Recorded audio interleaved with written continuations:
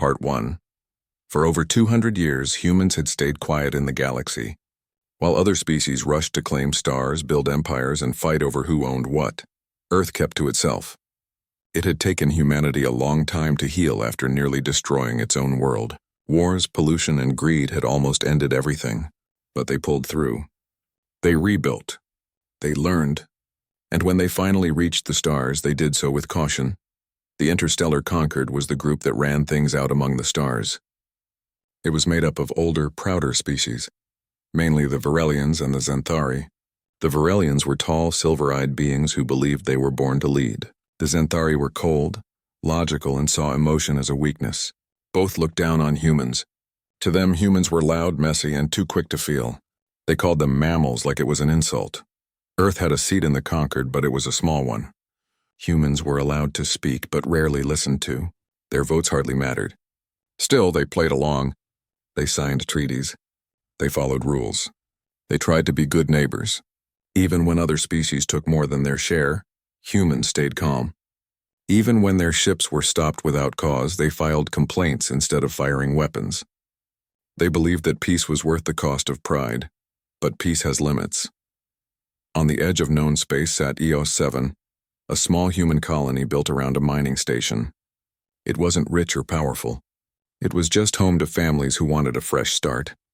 They grew food in hydroponic domes, mined rare minerals from nearby asteroids, and sent their kids to school under artificial suns. Life was hard but honest. One day, a Varelian patrol ship entered the system. It didn't hail the colony.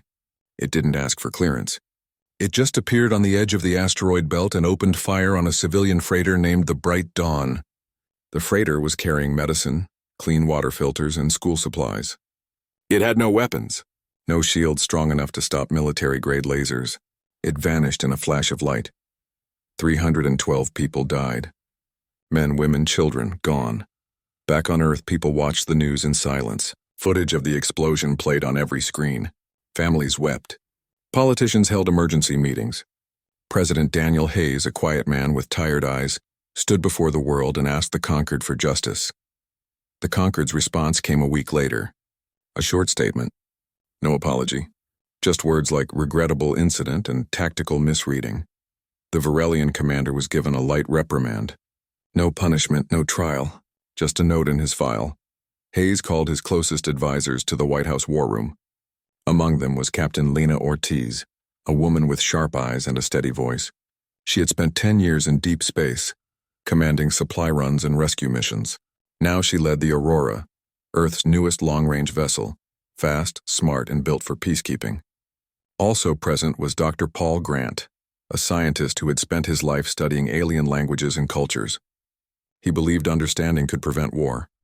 "We can't let this go," said General Carl Briggs, his voice low and rough. "They think we're weak." "We are not weak," Hayes replied. "But we are not reckless. One act of rage could start a war we're not ready for." Lena Ortiz leaned forward. "Sir, the people on EOS 7 weren't soldiers. They were teachers, nurses, farmers. They trusted the Concord to protect them. That trust is broken." Paul Grant nodded slowly. "The Varelians don't see us as equals. To them, human lives are expendable. If we respond with violence, they'll call us savages. If we do nothing, they'll keep pushing." Hayes looked out the window at the Washington sky, gray with rain. "Then we do something in between.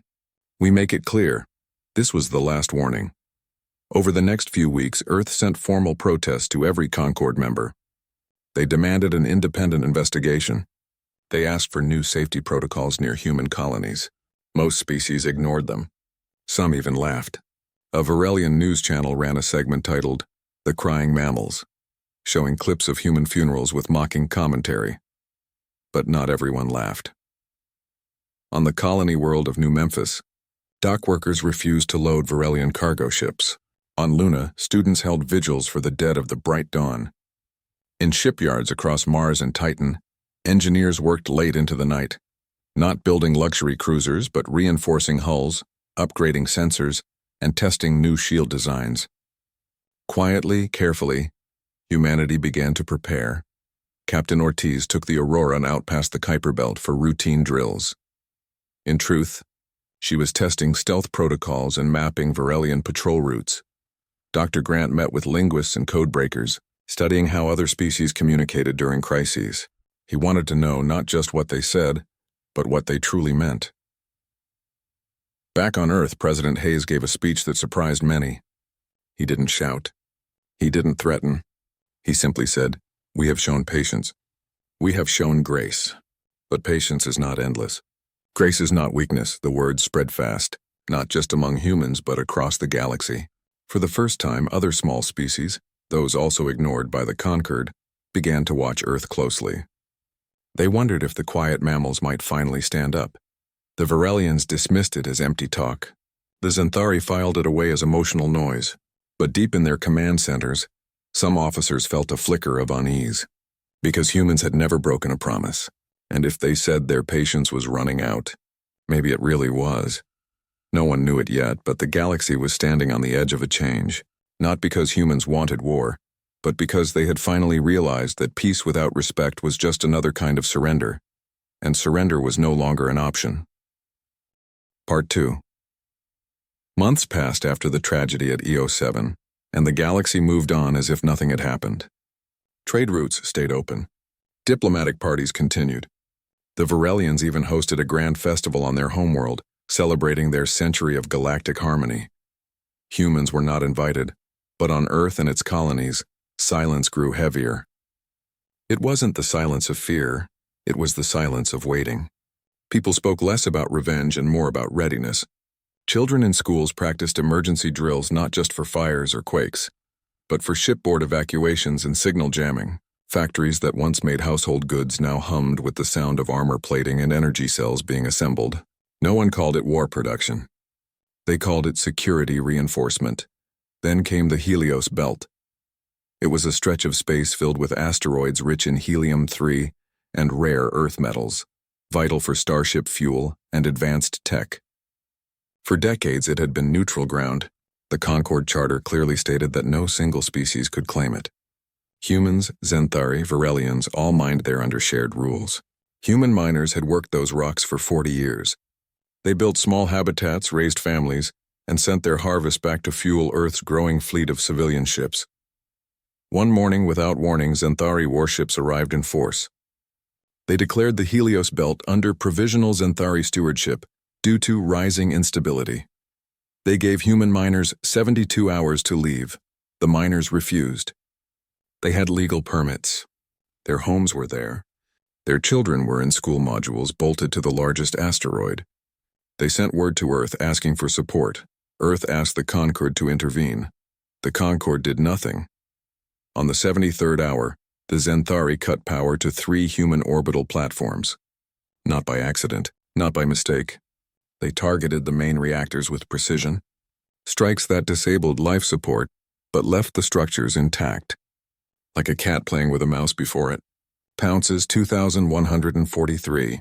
People died slowly in the cold dark. Oxygen ran out. Heat faded.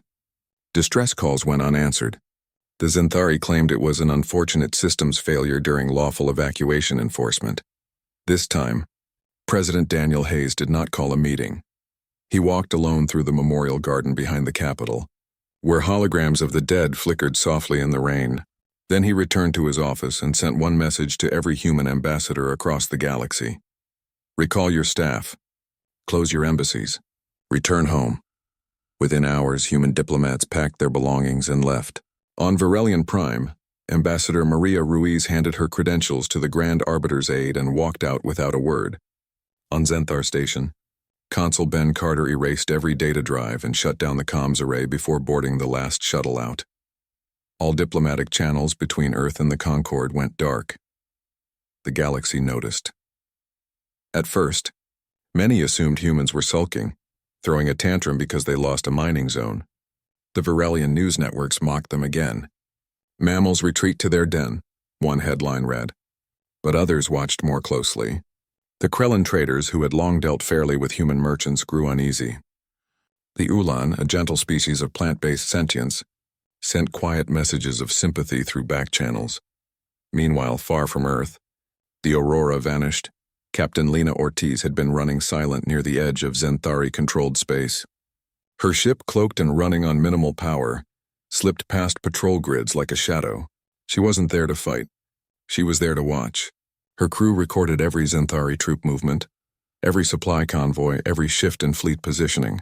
They mapped sensor blind spots and noted how long it took for backup to arrive after a simulated distress signal. Back on Earth, General Carl Briggs stood in a newly built command center buried deep beneath the Rocky Mountains. Wall screens showed live feeds from dozens of hidden outposts. Engineers worked side by side with former miners and freighter pilots, turning civilian knowledge into tactical advantage. They knew the Helios belt better than the Xanthari ever would. Every rock, every current, every hiding place. Dr. Paul Grant sat in a quiet lab, surrounded by alien scripts and voice logs. He had spent weeks analyzing Xanthari communication patterns. He discovered something chilling. Their commanders used coded phrases like sanitation protocol and atmospheric recalibration when ordering civilian platform shutdowns.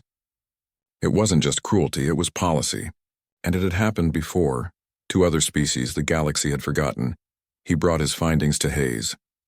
"This isn't just about us," Grant said. "They've done this to others. They just never thought we'd survive long enough to notice."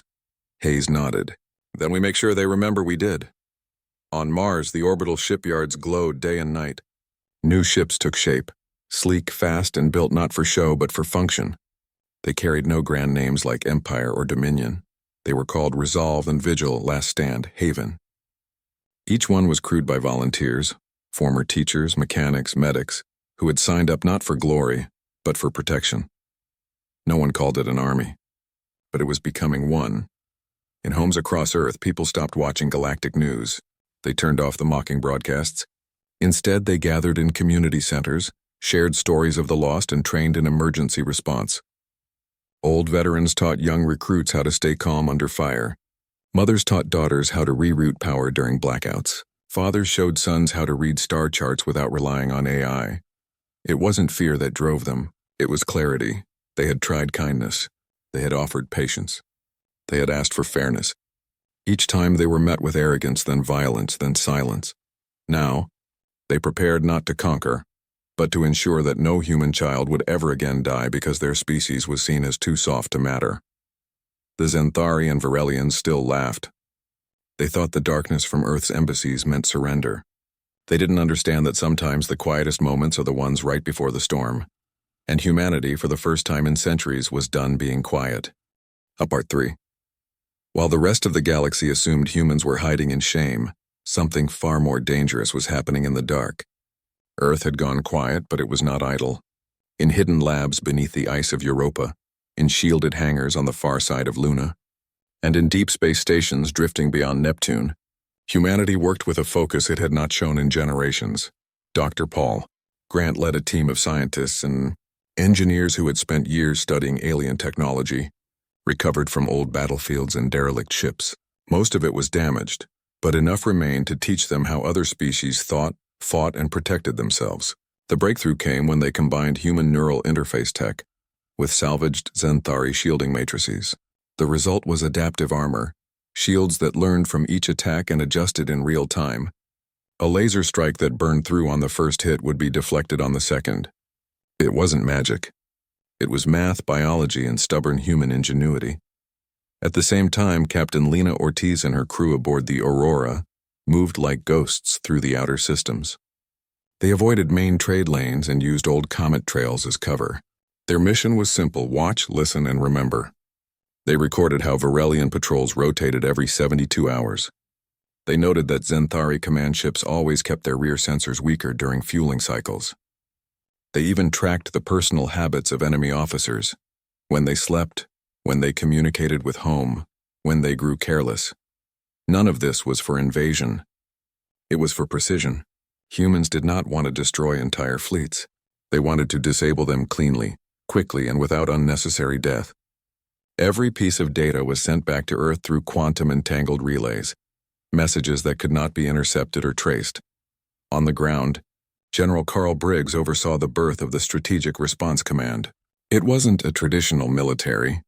It had no generals shouting orders from towers. Instead, it operated like a network, small teams linked by shared purpose and real-time data. Pilots trained not just to fly, but to think like their enemies. Engineers learned to hack alien comms using patterns Dr. Grant's team had decoded. Even medics studied Xanthari physiology so they could treat wounded foes if needed. Humanity wasn't becoming cruel. It was becoming thorough. Back on Earth, life continued, but with a new rhythm. Markets still opened. Children still went to school. But now every city had emergency shelters with independent power and air. Every ship leaving port carried hidden signal jammers. Farmers grew crops in underground domes just in case orbital strikes ever came. People didn't live in fear, they lived in readiness. President Daniel Hayes rarely spoke in public anymore. When he did, his words were short and clear. "We do not seek war," he said once during a rare broadcast. "But we will not be erased." That message spread faster than any weapon. On colony worlds like New Memphis and EO7's rebuilt sister station, morale rose. People painted symbols on their walls, not of fists or guns, but of open hands holding tools. It meant we build, but we defend. Meanwhile, the Aurora made its final approach toward the Xanthari border. Ortiz had one last task before returning home. She needed to test the new stealth field developed by Grant's team. It bent light and sensor waves around the ship like water around a stone. For 3 days, the Aurora drifted just outside a major Xanthari supply hub, watching as cargo ships came and went. Not once did they detect her. When she finally turned the ship toward Earth, her crew was silent. Not from fear, but from certainty. They had seen the enemy's routines. They knew their weaknesses. And they knew humans were no longer the blind ones in this galaxy. On Earth, final preparations began. The new dreadnoughts, Resolve, Vigil, Last Stand, and others, were moved from dry dock to hidden orbital berths. Their crews ran simulation after simulation, not of full-scale war, but of surgical strikes, disabling relay stations, cutting comms, locking down weapon systems without firing a shot. The goal was not to kill, but to show that humanity could reach anywhere at any time and take control without chaos. Dr. Grant stood on the observation deck of the Mars shipyard, watching the Resolve power up its engines for the first time. Its hull was matte black, its lines sharp but not aggressive. It looked less like a warship and more like a promise. He thought of the children who had died on the Helios platforms. He thought of the families who still waited for answers that would never come. And he knew that what they were building wasn't about revenge. It was about making sure no one else would ever suffer because they were seen as weak. In homes across the system, people gathered not for protests, but for quiet dinners. They held hands. They told stories. They remembered the lost. And they prepared not with anger but with calm resolve. The galaxy still slept, confident in its old order. The Varelians toasted their dominance. The Xanthari filed reports about minor human unrest. They did not see the network forming in the dark. They did not hear the hum of new engines powering up in silence. They did not know that patience, once exhausted, becomes something else entirely, something precise, something unstoppable. And soon they would learn what that something was. Part 4. The Unity Summit was held every year on the moon of Series 9, a neutral place where species from across the galaxy came to talk, trade, and show off their power. Tall spires of crystal and alloy rose from the gray rock, filled with delegates in fine robes and armored guards. Music played in a dozen languages. Food from 100 worlds floated on anti-grav trays. It was a celebration of order, or so the conquered believed. This year the mood was especially proud. The Varelians had just finished expanding their eastern fleet. The Xanthari had secured new mining rights near the Orion Rim. And humans? Humans were absent. Their embassy stood empty. Their seat in the council chamber gathered dust. To the other species, it was proof that the mammals had finally accepted their place at the bottom. Grand Arbiter Krell of the Varelians stood at the main podium, his silver eyes gleaming under the artificial suns. "Let us honor unity," he said, voice smooth as glass. "Let us honor strength. And let us remember that those who cannot keep up do not deserve a seat at the table." Laughter rippled through the crowd. A few Xanthari diplomats nodded. No one noticed the faint flicker in the lights above. Then every screen in the chamber went black. A second later, words appeared in every known language. Clean and white against the dark. "We warned you." Before anyone could react, alarms blared across the moon. Not from Series 9 itself, but from ships in orbit. From bases light minutes away, from command centers deep in Varelian and Xanthari space. One by one, their warships reported total system failure. Shields dropped, Weapons locked. Engines died. Not from explosions. Not from missiles. Just silence. Like someone had flipped a switch. Confusion turned to panic. Delegates shouted. Guards drew weapons. Grand Arbiter Krell demanded answers, but his own comms were dead. High above the moon, hidden in the shadow of a passing comet, the Aurora hovered. Captain Lena Ortiz watched the chaos unfold on her main screen. Beside her, her first officer whispered, "It worked." "Yes," Ortiz said. "Now they see." What the galaxy didn't know was that for weeks, tiny human drones, no bigger than a hand, had been drifting near enemy ships. They looked like space debris, harmless. But inside each was a neural sync pulse emitter designed by Dr. Paul Grant's team. When activated, they sent a signal that mimicked the natural shutdown sequence used during routine maintenance. The alien systems, trusting their own code, obeyed. Every Xanthari and Varelian vessel within 3 sectors was now powerless, floating like empty shells. And then the human fleet arrived, not with fire, not with noise, but with presence. 12 ships emerged from warp just beyond the moon's orbit. The Resolve, the Vigil, the Last Stand, each one sleek, dark, and utterly silent. They took position around the disabled enemy fleet like guards around prisoners. No weapons charged, no threats broadcast, just stillness. On the surface, Ortiz opened a channel to the Unity Summit Hall. Her voice was calm, clear, and carried through every speaker in the building. "You called us soft. You called us weak. You killed our people and laughed while we begged for justice. Today humanity stops asking." She paused. The hall was dead silent. Even the Varelians held their breath. "We are not here to destroy you. We are here to remind you that respect is not given. It is earned. And you lost yours a long time ago." Then, with surgical precision, human teams moved in. Drop pods landed near key relay stations. Small squads in light armor entered communication hubs and mining control centers. They didn't fight. They simply took over. Within hours, humanity controlled every major data node in the sector. They rerouted signals, locked out enemy access, and broadcast a single message on all public channels. "Stand down. Do not resist. No one needs to die today." Most complied. The Xanthari, ever logical, saw the futility of resistance. The Varelians, proud but not foolish, ordered their troops to stand down. Only a few hot-headed officers tried to fight back. Their ships were gently disabled further. Engines fused, weapons permanently locked. No lives were lost. By the next morning, the balance of power had shifted. Not through blood, but through control. Humanity held the keys to fuel lines, data streams, and navigation beacons. They hadn't fired a single shot. They hadn't even raised their voices. But the message was louder than any explosion. President Daniel Hayes finally spoke again. From Earth, he addressed the entire galaxy. "We do not want your worlds. We do not want your thrones. We only want what was promised to us long ago: fairness, safety, and dignity. From this day forward, any harm to human lives will be met not with words, but with action." The word spread like wildfire. On colony worlds, humans cheered, not with rage, but with relief. Other small species, long ignored by the conquered, watched in awe. The Krellan traders sent quiet messages of support. The Ulan opened their healing sanctuaries to any human in need. Even some Varelian citizens began to question their leaders. Back on Series 9, the summit was cancelled. The Grand Hall emptied. Grand Arbiter Krell left without a word, his silver eyes no longer gleaming with pride, but shadowed with something new: fear. Captain Ortiz stood on the bridge of the Aurora, looking out at the stars. Her crew worked quietly, resetting systems, preparing for the next phase. There would be talks now. Demands, reparations, a new seat at the table, this time one that could not be ignored. But none of that mattered as much as what had just happened. For the first time, the galaxy understood. Humans were not loud because they were foolish. They were quiet because they were waiting. And when their patience finally snapped, it did not break. It cut, clean, sharp, final, and no one would forget it. Part 5. In the weeks after the Unity Summit, the galaxy changed. Not with fire or ruin, but with quiet shifts in power, respect, and understanding.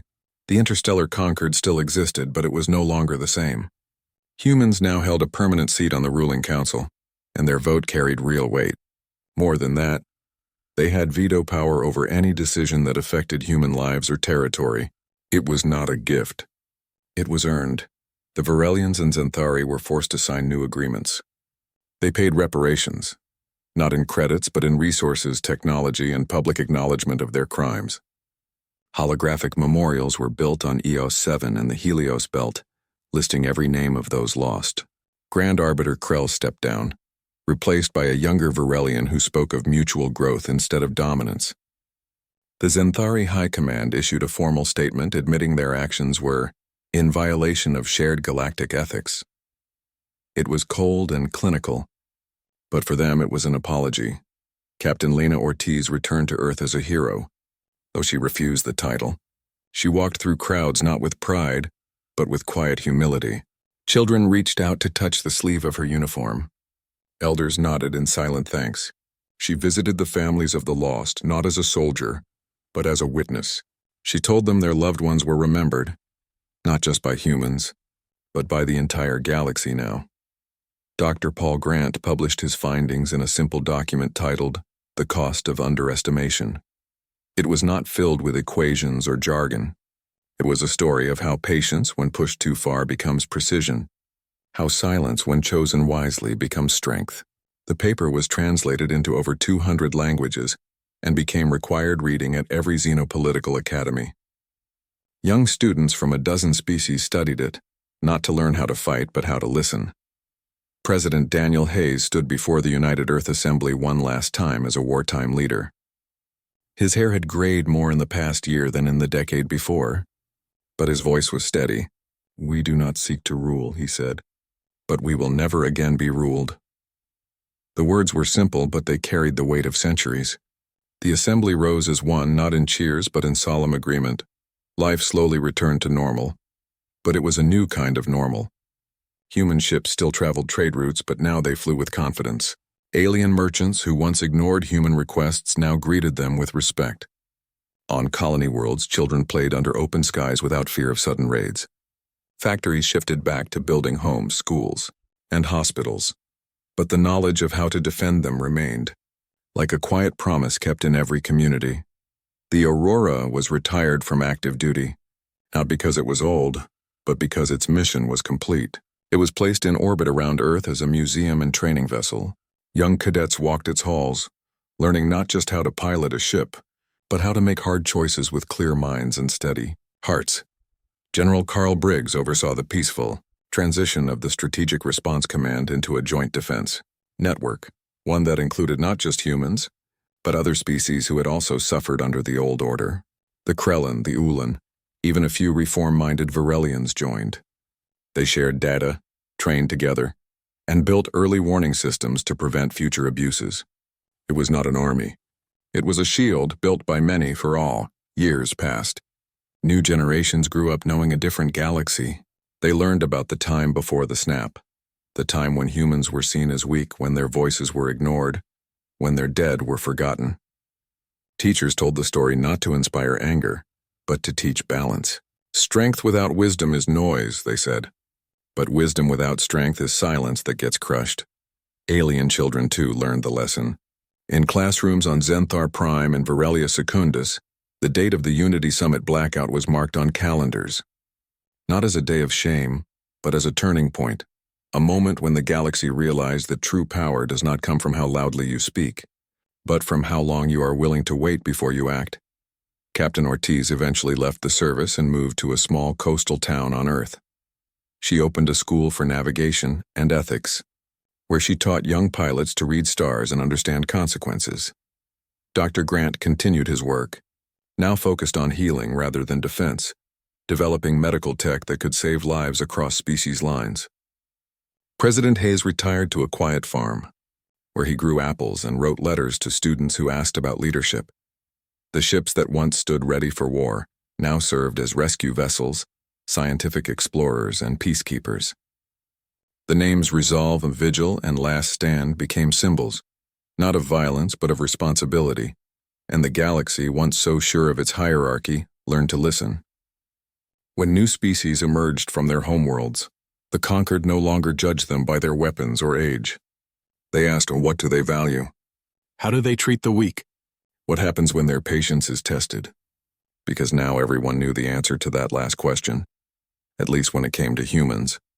No species, no matter how ancient, how proud, or how powerful, would ever forget the moment humanity's patience finally snapped. Not because it brought destruction, but because it brought change, not with rage but with resolve. Not to conquer, but to ensure that kindness would never again be mistaken for weakness. And in that quiet truth, the galaxy found a new kind of peace, one built not on fear, but on mutual respect.